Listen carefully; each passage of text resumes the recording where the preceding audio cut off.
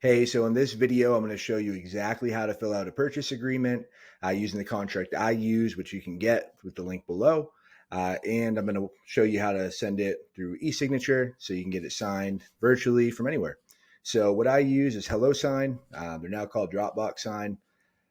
So you just sign up, make an account, and then you come here to send signature, click upload. And here's the one I want to do.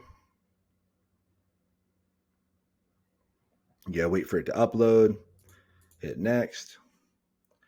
Then you type in the customer's name here, where it says signer's name. So we'll call it Testerson. And I'll use one of my junk emails.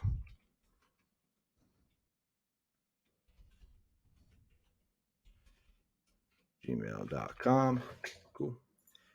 Hit next. And perfect. And this is the exact contract I use. I've used this in multiple states, haven't had any issues, but if you have questions, if you haven't used it before, you can always send it to the title company first and make sure that they're okay with it. So I got to move this over here. So you can see all the stuff on the side. This is anything you want them to sign. If it says Test Testerson, if it says me now, that'll be for you to fill in.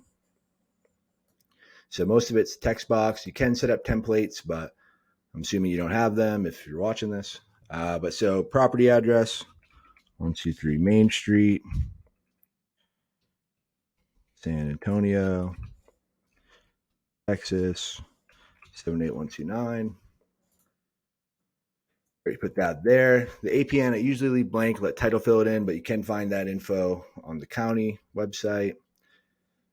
And then you'll see legal description, the property, earnest money deposit. I typically just put $10. Purchase price, say this one's $120,000.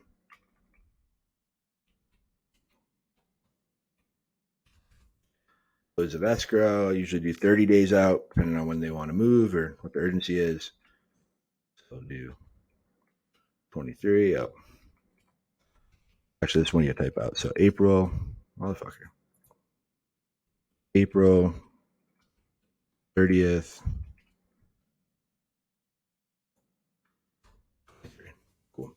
So escrow agent, if you already know who you're using, you'd put that in there. If I don't know who I'm using, I'll just put TBD, to be determined.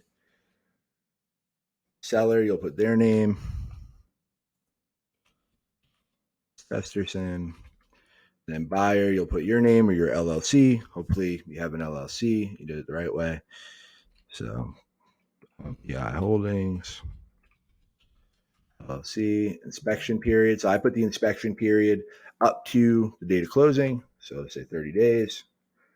And then here, typically the buyer is going to be the one paying the closing cost. So I'll put buyer.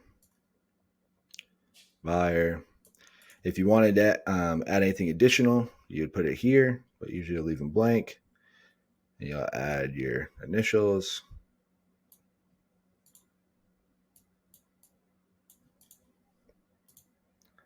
And then you put a spot for their initials.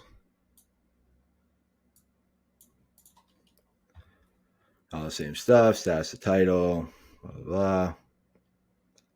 Obviously, you can review this or have an attorney review it, make sure it's all good. But like I said, it works for me.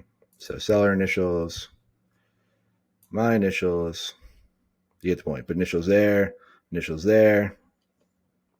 And then here's the last thing you have to fill out. You put the date. So I usually put today's date. So I do March 30th, 23. You put the seller's name again.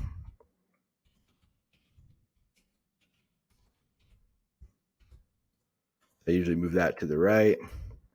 And I put their signature here. Boom. You put all their contact info, their address, their email, their phone number. You can do that just by doing text.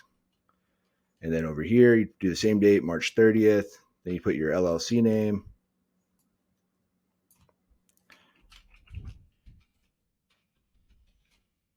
See, and then you put your name. And some people get confused by the next part. upload that over, then you add your signature there.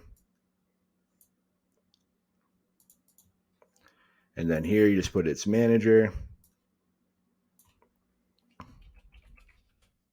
I'm the manager of the LLC. Then you put your info, where the LLC is located, your email and phone.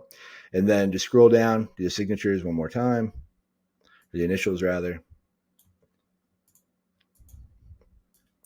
Boom. And then you're good to go.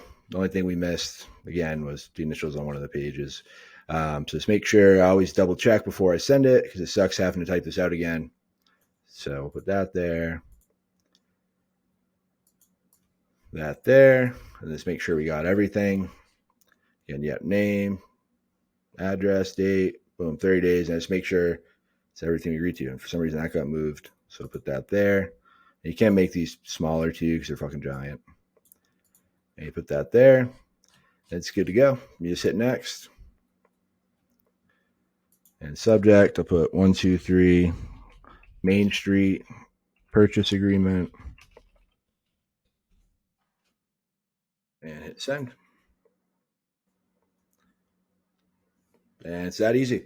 So then I always make sure you walk them through it if needed. Sometimes if they're older and they're not very tech savvy, they can have issues signing electronically.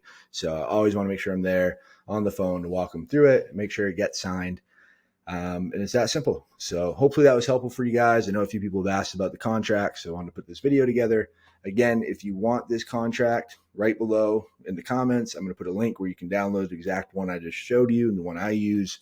But if you guys have any other questions or there's anything else you'd like me to cover about real estate wholesaling, let me know in the comments and I'll make sure to make a video for them. So y'all keep crushing it one day at a time.